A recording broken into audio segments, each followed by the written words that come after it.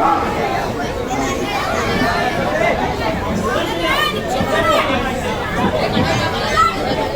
भाई आने वाले पावरलूम मुस्लिम समिति की तरफ से कर रहे हैं।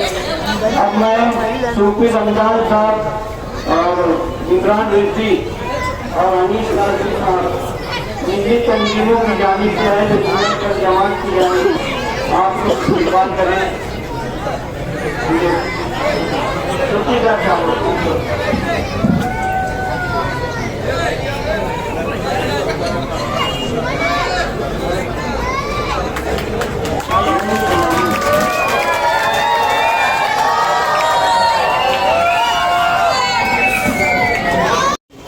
आज के इस इस्तेफालिया तकरीब के सदर मोहतरम शहर की मारूफ सियासी शख्सियत हमारे सरपरस्त अलहाज यूनुस ईसा साहब, हुसैन जवान कंपाउंड के जिम्मेदार और इलेक्शनी मुहिम में बहुत पेश रहने वाले यूसुफ इलियास साहब, सूफी अनीस कादरी साहब, ईदी अमीन साहब और शब्बीर देव वाले, निहाल गाने वाले, सूफी रमजान, इमरान रिजवी, शब्बीर देव वाले,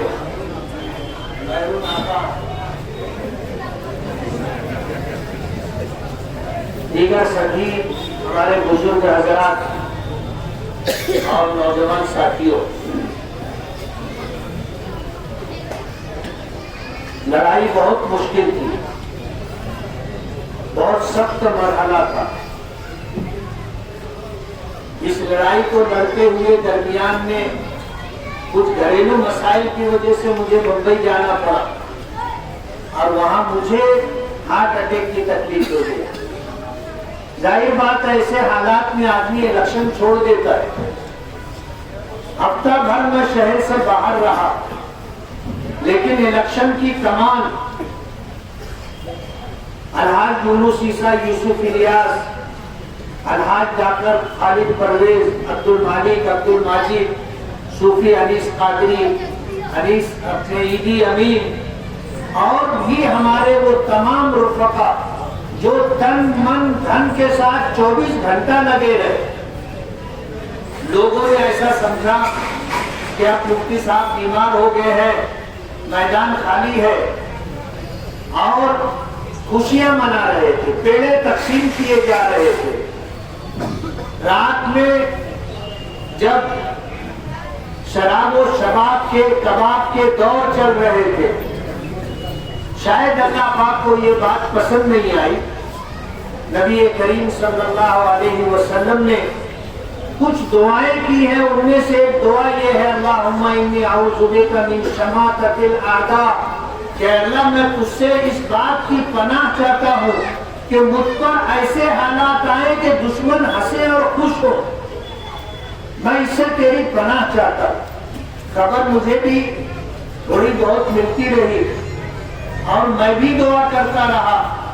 मैं अपनी माओं का, बहनों का, अपनी बेटियों का बहुत बहुत शुक्रगुजार कि उन्होंने जिस तरह दुआएं की, उनकी दुआओं की बरकत से अल्लाह पाक ने मुझे, बल्कि हमें अल्लाह ने कामयाबी अता की। वरना एक तरफ तो फिरौनियत थी, कारूनियत थी और मैं ऐसा समझता हूं कि शायद 1987 के बाद से 2019 तक इलेक्शन में जितना पैसा खर्चा किया गया होगा, 2024 के इलेक्शन में उससे ज्यादा पैसा खर्चा किया गया। और पैसा खर्चा करने वालों को लगता था कि कारून का खजाना उनके हाथ आ गया, आयते का माल मिला था और दबा के उन्होंने खर्चा किया। शायद वो ऐसा समझ रहे थे कि बस हम जीत के आ जाएंगे, तो जिस तरह माजी में लूटते रहे कारपोरेशन को, फिर हम लूट करके अपना सब कुछ बना ले। कारपोरेशन का इलेक्शन आगे है और इंशाअल्लाह असेंबली इलेक्शन से ज्यादा ताकत के साथ हम लड़ेंगे। कारपोरेशन का खजाना लूटा गया था। कारपोरेशन में पैसा टैक्स की शक्ल में पब्लिक देती है, मेहनत कश लोग देते हैं, बुनकर हजरात देते हैं और इस शहर में रहने वाले लोग और ना मालूम किन किन टैक्सों की शक्ल में देते। जितना पैसा कारपोरेशन से लूटा गया था उसका एक बड़ा हिस्सा पब्लिक को वापस भी चला गया। लोग पैसा नहीं ले रहे थे, जबरदस्ती जाके घर में घुस घुस करके पैसा बांटा जा रहा है। केरेट आता है ना और कोई का थैला आता है, ऐसे भर भर के बुके लाए जा रहे हैं। और कितना खर्चा हुआ, इतना चले, इतना पैसा और रख, पैसा इस तरह बांटा गया। लेकिन कहते हैं ना कि आदमी पैसे के बलबूते पे इलेक्शन नहीं जीतता। अगर पैसे के बलबूते पे इलेक्शन जीता जाता तो अडानी अंबानी प्राइम मिनिस्टर रहते, ये लोग सब जमहूरिया रहते। लेकिन पैसे के बलबूते पे इलेक्शन नहीं जीता जाता। अगर पब्लिक वोटर हमारे साथ है तो फिर किसी की दादागिरी, गुंडागर्दी और रुपये की रेल ट्रेन नहीं चलती। मालेगांव शहर में इस चीज को अपनी आंखों से देख लिया। लोग पतन का नाम लेने से डरते।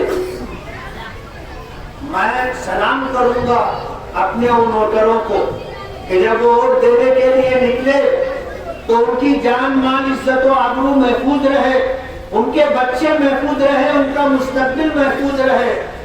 रिक्शे में रिक्शे वाले का नाम लेके बैठते कि भाई अपने के ना रिक्शे ही के वोट देने के, तो वो लोग भी खुश होते थे कि यार ये अपने ही वोटर है। ऐसे लोग भी हमको मिले कि जब बोगस वोट डाली जा रही थी तो ये जा करके लेते थे, रिक्शे को वोट देने के नाम पर आईडी लेते थे, चिट्ठी लेते थे और जा करके पतन को वोट देते। अल्लाह की कुदरत है और दिलों पर अल्लाह का कब्जा है, उसका तसर्रुफ चलता है। दिलों को फेरने वाली जात अल्लाह रब्बुल आलमीन की जात। इतने सख्त हालात में सभी हमारे साथी परेशान थे और जिसको सियासी तौर पर जितनी सूझबूझ है वो उतना ज्यादा फिक्रमंद था।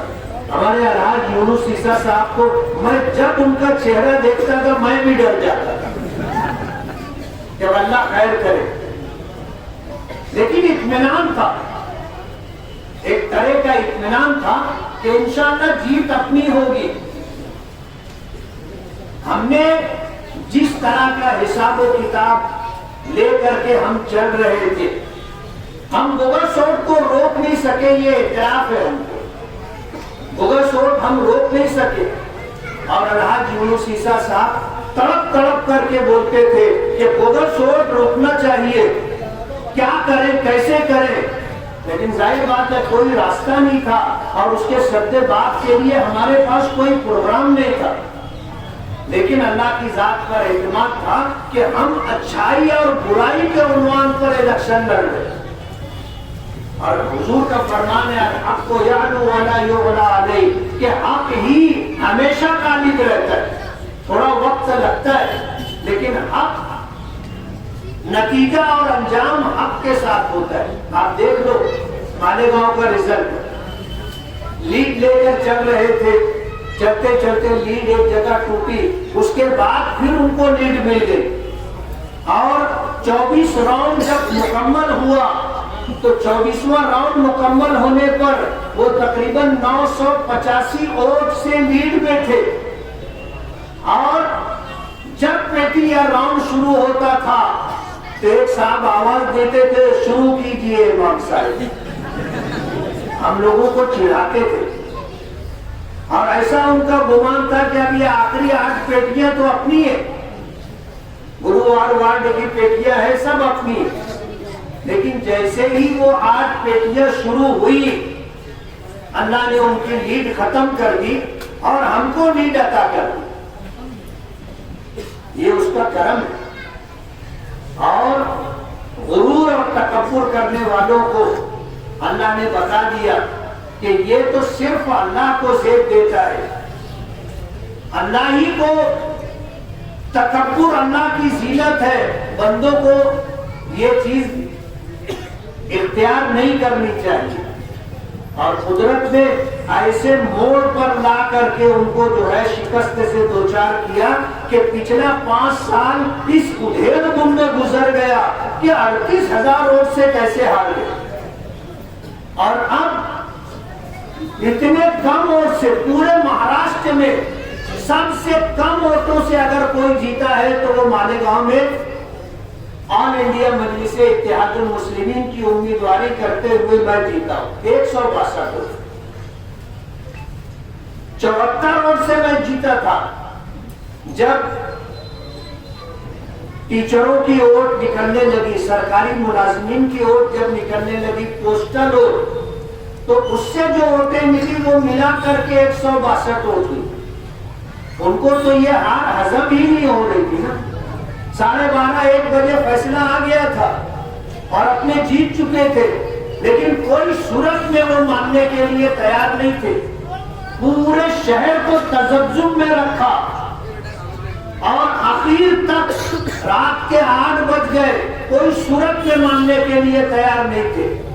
वो कहते थे कि आखिरी 5 राउंड की दोबारा काउंटिंग हो और ये गैर कानूनी है, इलीगल है।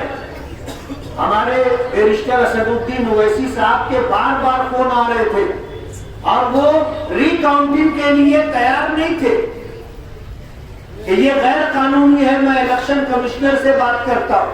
और उन्होंने बात भी की, लेकिन मसला हल नहीं हो रहा था। आखिर में जाकर के हमने कहा कि अब ये चाहते हैं कि बार बार हारे तो चलो ठीक है, रिकाउंटिंग करवा दो। 12:30-1 बजे हारे थे, फिर 2 बजे हारे, फिर 5 बजे हारे, फिर 8 बजे हारे, फिर रात के 10 बजे भी हारे। ये हार उनको हजम नहीं होगी। हमारे साथी लोग बोलते हैं वो बेचारा चौंक चौंक के उठिए। ये क्या होगा? जब वोटिंग हुई, पोलिंग होने के बाद उसी दिन से जश्न चालू हो गया था ना, पूरे शहर में पटाखाबाजी हो रही थी। हमारे साथी दिल रखने के लिए कहते थे ठीक है हमको खुशी मना लेने दो, जब काउंटिंग होगी तो अपने खुशी मनाएंगे। और अल्लाह ने उनकी जुबान से निकली हुई बात को सच साबित कर दिया। 162 वोट से जीत होती है, 1 वोट से भी जीत हुई तो जीत है, अल्लाह का एहसान है। अल्हम्दुलिल्लाह। मैं सबसे पहले अल्लाह रब्बुल आलमीन का शुक्रगुजार हूं। इतने नामुसाइब, नासाजगार हालात में अल्लाह ने हमें कामयाबी दी। असबाब के दर्जे में हम कहीं भी नहीं थे, ना हमारी कोई प्रोग्रामिंग थी, ना प्लानिंग थी, ना टीमें थी, बस 25-50 सर फिरे लोग थे जो लगे थे। अल्लाह ने फैसला फरमाना था। मिंजानिबिल्लाह इस तरह की बात हुई कि मैं बीमार हुआ, पूरा शहर इलेक्शन लड़ने के लिए खड़ा हो गया।